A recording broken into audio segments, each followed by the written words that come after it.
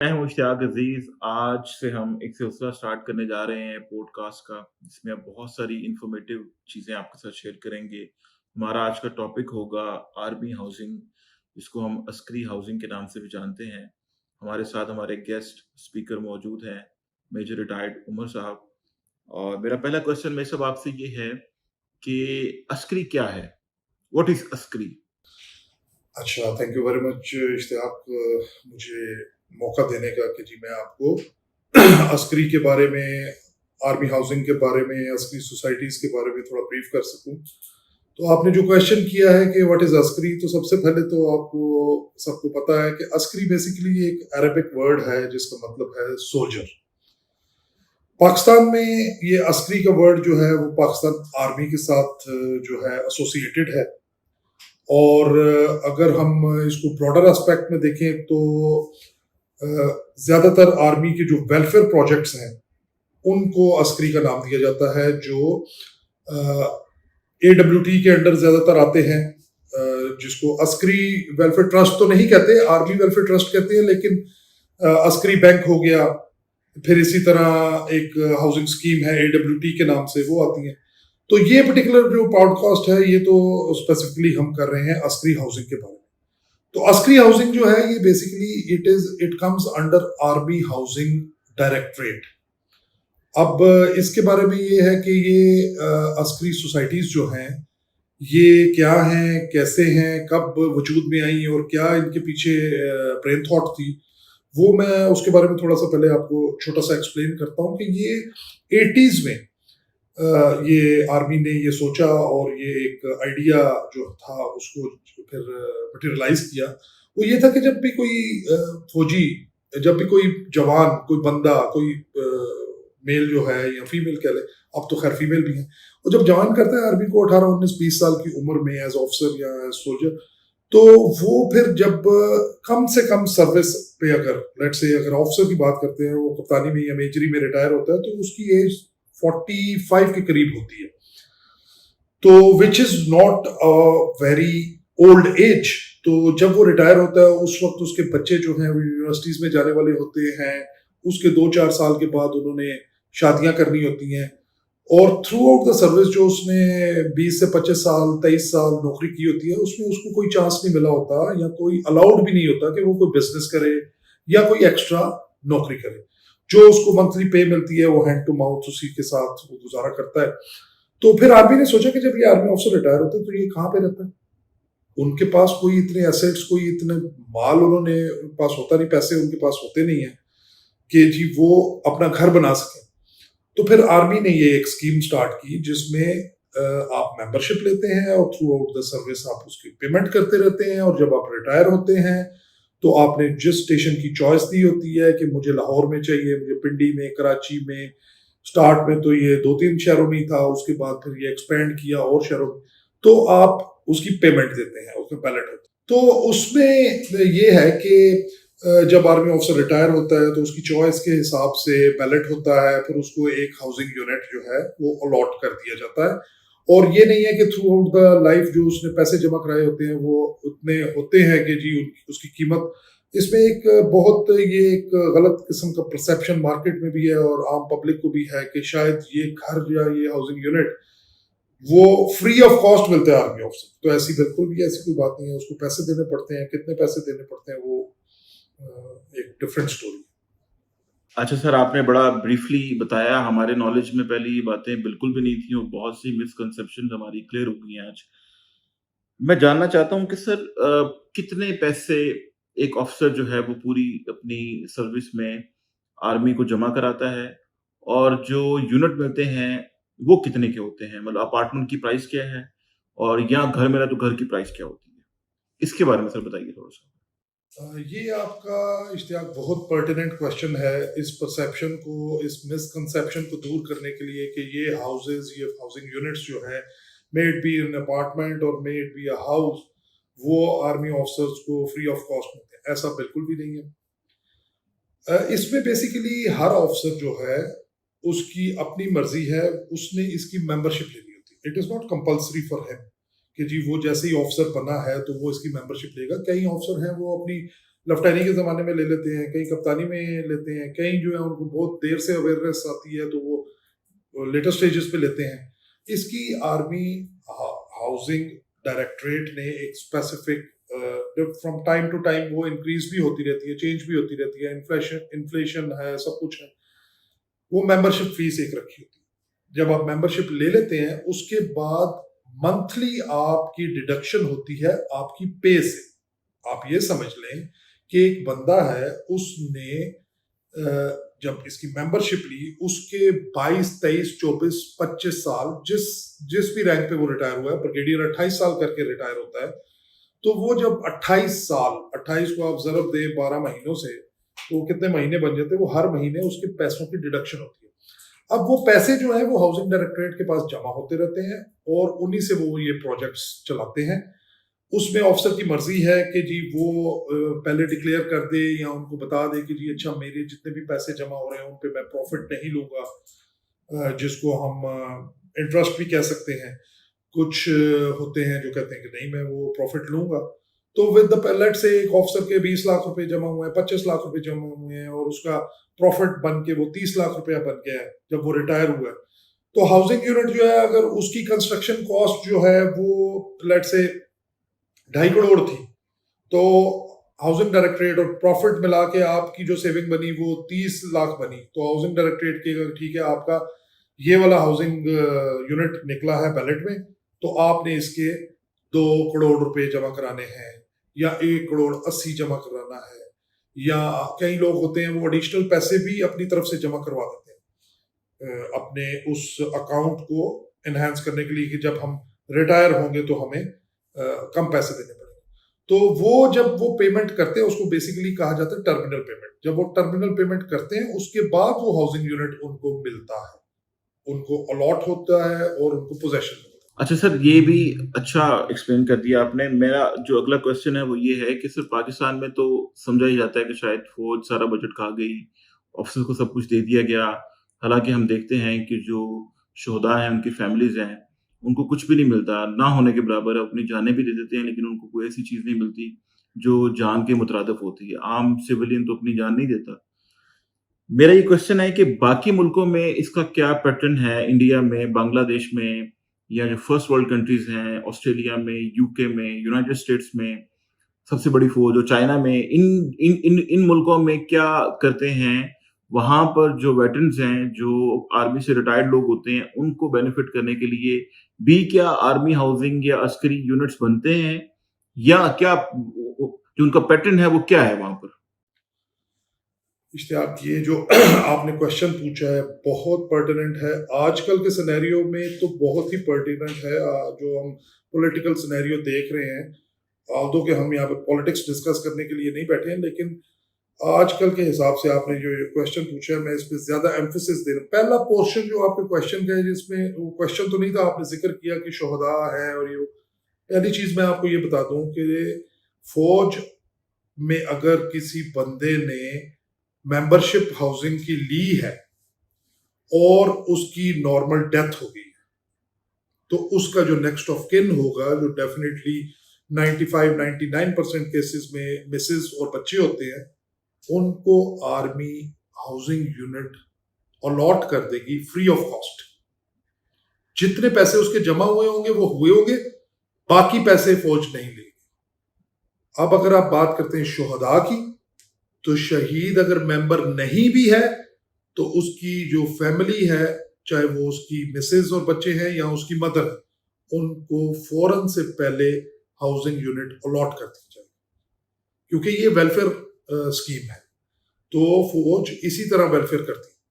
अब आते हैं इस बात के ऊपर, सॉरी दूसरा आपका पार्ट था, हाँ दूसरे कंट्रीज के बारे में। तो देखिए हमारी फौज जो है, फौज किसी भी कंट्री की हो, वो गवर्नमेंट जो है वो इन सोल्जर्स के लिए जो अपने घर बार को छोड़कर बहुत दूर दराज इलाकों में जाते हैं और अपने मुल्क के लिए वो कुर्बानी देते हैं, उनका बड़ा रिगार्ड करती है। Coming over to the thing कि जी हाउसिंग यूनिट्स कहाँ पे हैं, बनते हैं, उस पर तो मैं बाद में आऊंगा। आज भी आप अगर अमेरिका चले जाएं, डिज्नीलैंड में जाके आप उनको बोलें कि जी मैं पाकिस्तान आर्मी से हूँ, इंडियन आर्मी से हूँ, श्रीलंकन आर्मी से हूँ, किसी भी मिलिट्री से हूँ, उन्होंने आपको लाइन में खड़े नहीं होने देना, उन्होंने इतना प्रोटोकॉल देना आपको। आप किसी होटल में चले जाएं और वहां पे जाके बताएं कि जी मैं मिलिट्री से हूं, इररिस्पेक्टिव ऑफ द फैक्ट कि आप किस कंट्री से हैं, उन्होंने आपको डिस्काउंट दे देना। अब इस बात पे आते हैं कि बाकी मुल्कों में हाउसिंग का क्या है। बांग्लादेश, इंडिया, जो श्रीलंका, जो हमारे कंटेम्प्रेरी कंट्रीज हैं, अगर उन्होंने आर्मी हाउसिंग स्कीम या अस्करी नहीं बनाई, आई डोंट रिमेम्बर कि उन्होंने ना, मैंने इस पे ना मैं रिसर्च करके आया हूं, 200% अगर वो यूनिट बना के नहीं देते तो वो सब्सिडाइज रेट्स पे लोन्स देते हैं। उन्होंने मॉनेटरी बेनिफिट्स ऐसे वर्कआउट किए हुए हैं कि जी ऑफिसर या वेटरन जो भी है वो रिटायरमेंट के बाद अपनी अकोमोडेशन का बंदोबस्त कर रहे हैं। इवन जो फर्स्ट वर्ल्ड कंट्रीज हैं, यूके, ऑस्ट्रेलिया, अमेरिका, वहां पे भी वेटरन्स के लिए ये स्कीम्स है। आप गूगल करके देख सकते हैं। थोड़ा सा गूगल, एक बात यह है कि गूगल करना भी एक टेक्निकल काम होता है, तो वो गूगल करने का तरीका आना चाहिए आपको। तो मैं, बॉटम लाइन ये है कि जी ये बाकी कंट्रीज में भी ऐसे है। अच्छा सर, ये भी अच्छा एक्सप्लेन हो गया। आई होप कि हमारी ऑडियंस को एक क्लैरिटी आ गई होगी इसमें। मेरा एक अगला क्वेश्चन है, एक दोस्त ने भी मुझे टेक्स्ट किया है, वो कहते हैं कि जी आर्मी हाउसिंग के जो यूनिट्स होते हैं उनकी जो कंस्ट्रक्शन ऑफ क्वालिटी, जो उनकी क्वालिटी होती है कंस्ट्रक्शन की, वो बहुत एक एवरेज कंस्ट्रक्शन होती है। मैं ये नहीं कहूंगा कि लग्जोरियस नहीं होती, लेकिन वो एक अप टू द स्टैंडर्ड एक करते हैं, बहुत मतलब आम जुबान में कुछ सादा घर बनाते हैं, सादा घर बनाते हैं, बेसिक्स पे रहते हैं। ऑफिसर का ऐसा क्यों है, मतलब क्यों नहीं कि बहुत अच्छा बना दिया जाता है, बेसिक्स पे क्यों रहते हैं और सादा घर क्यों होता है उसका, ये उनका एक क्वेश्चन है। आई होप कि आप इसको आंसर कर सकेंगे। अच्छा इश्तियाक, ये जो दो आपका क्वेश्चन जो है इसके दो पोर्शंस हैं। एक ये है कि जी क्वालिटी ऑफ कंस्ट्रक्शन जो है वो एवरेज क्यों है, बहुत ज्यादा मतलब अच्छी क्यों नहीं है, और दूसरा पार्ट ये है कि जी वो एक बहुत लग्जोरियस घर नहीं होता, बेसिक उसमें चीजें जो होती हैं वो ही, उन पे ही ध्यान दिया जाता है। तो पहला क्वेश्चन जो आपने क्वालिटी ऑफ कंस्ट्रक्शन का बात की है, आपको पता है कि जी डॉलर कहाँ से कहाँ जा रहा है, और आज की बात मैं नहीं करता, पुरानी बात भी ऐसे ही है। ये बेसिकली आप जितना उसको बेहतर से बेहतर करना की कोशिश करेंगे, उतने ज्यादा आपके एक्सपेंसेस आएंगे, और उस वजह से ऑफिसर की टर्मिनल पेमेंट उतनी ज्यादा होती जाएगी। इस प्राइस को, और जो ऑफिसर्स ने टर्मिनल पेमेंट देनी होती है, उसको कंट्रोल करने का एक तरीका ये भी रखा हुआ है हाउसिंग ने कि जो भी चीजें इसके अंदर इस्तेमाल होती हैं, स्टार्टिंग फ्रॉम सीमेंट, बजरी, रेत टू द फिनिशिंग थिंग जिसमें सैनिटरी भी है और टाइलिंग भी है, बिजली है, एवरीथिंग, वो हाउसिंग डायरेक्टरेट बल्क में परचेज करती है।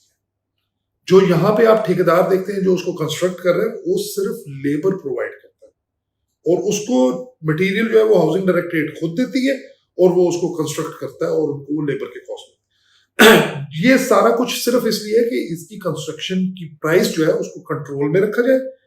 अगर आप उसकी क्वालिटी को देखें, एक बिल्डर है, वो जब घर बनाता है वो बेचने के पॉइंट ऑफ व्यू से बनाता है। मैं ये नहीं कहूंगा कि हाउसिंग डायरेक्टरेट भी बेचने के पॉइंट ऑफ व्यू से बनाती है, लेकिन बिल्डर जब बनाता है तो वो कंस्ट्रक्शन कॉस्ट को कम से कम करने के यही तरीके होते हैं कि वो क्वालिटी के ऊपर थोड़ा सा हाथ होला रखता है। ठीक है, तो एक तो ये, लेकिन इतनी बुरी क्वालिटी नहीं है। आप अस्करी 1 में चले जाए, जो 80s में बना था, 90s में बना था, वहां लोग अभी भी रह रहे हैं, अपार्टमेंट्स है। इसी तरह अगर आप कराची में चले जाएं, अस्करी 1, अस्करी 2, अस्करी 3 को देखें, जो आज से 35 इयर्स पहले बने थे, रह रहे लोग वहां पे।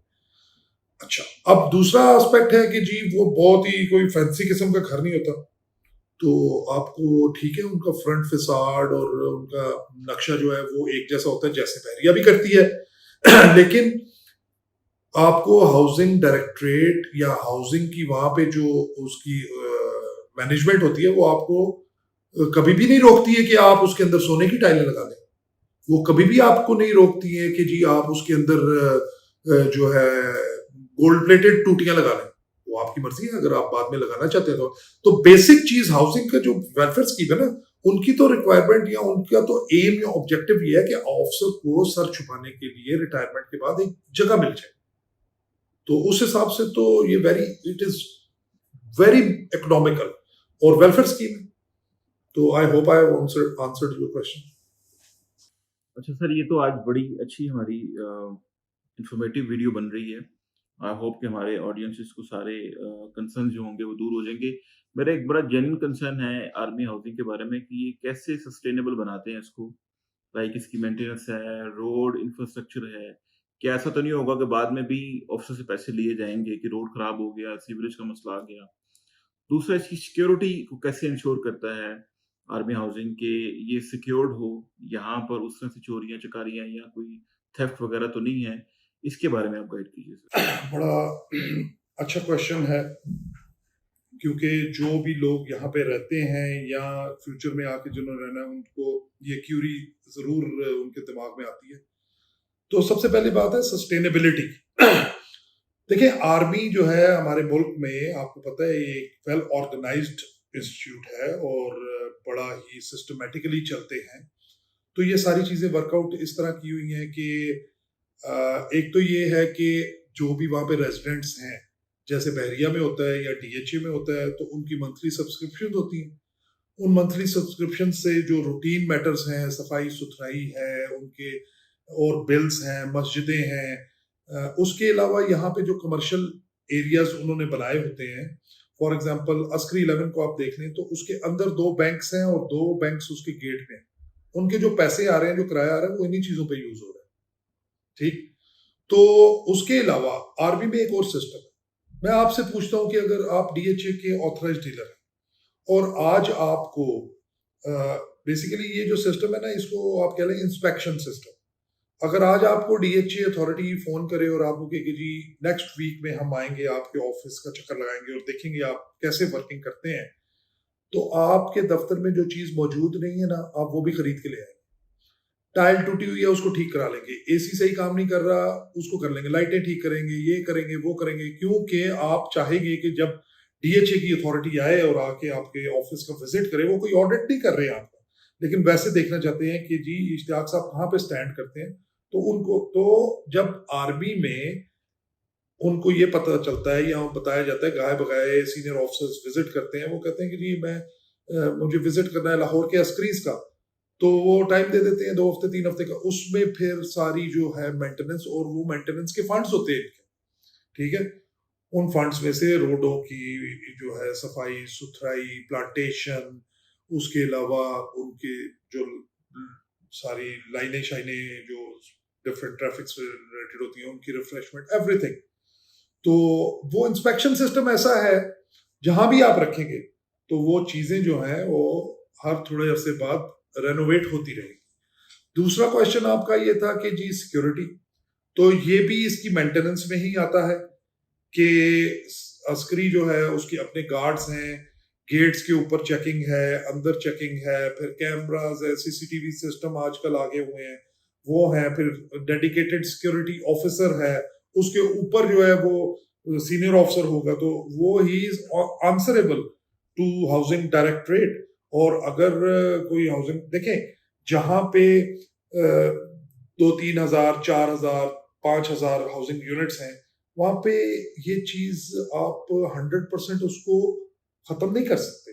घर का बेदी जो है वो ही चोरी करेगा, लेकिन बात यह है कि मिनिमाइज तो कर सकते हैं, डेटरेंस तो क्रिएट कर सकते हैं। तो इस वजह से अस्करी को अगर आप देखें तो वहां पे जब आप जाते हैं तो बिल्कुल रात के 11 बजे भी आप जाएं तो लेडीज वॉक कर रही होंगी, और उससे आपको पता चलता है। फिर कोई भी आपको होगा तो आप इन राइटिंग कंप्लेन कर दें, आप जीएचक्यू को लिख देंगे, तो इधर जो बैठी हुई मैनेजमेंट है वो तो परेशान हो जाएगी, उनको ऊपर से डंडा आ जाएगा कि जी ये ऐसे क्यों हुआ है। तो होपफुली दूसरा, फिर जो भी अंदर आते हैं रेजिडेंट्स हैं, उनके कार्ड्स बनते हैं, जो अंदर आपकी मेड्स हैं, जो एम्प्लॉयज हैं, ड्राइवर्स हैं, जो आपके घर में सफाई सुथराई करने के लिए, इवन दूध देने के लिए बंदा आ रहा है, उसका एक प्रॉपर पुलिस वेरिफिकेशन होने के बाद, उसका सिक्योरिटी चेक होने के बाद उसको कार्ड मिलेगा, तब वो आएगा। तो बहुत अच्छी मैनेजमेंट है सिक्योरिटी के हिसाब से भी।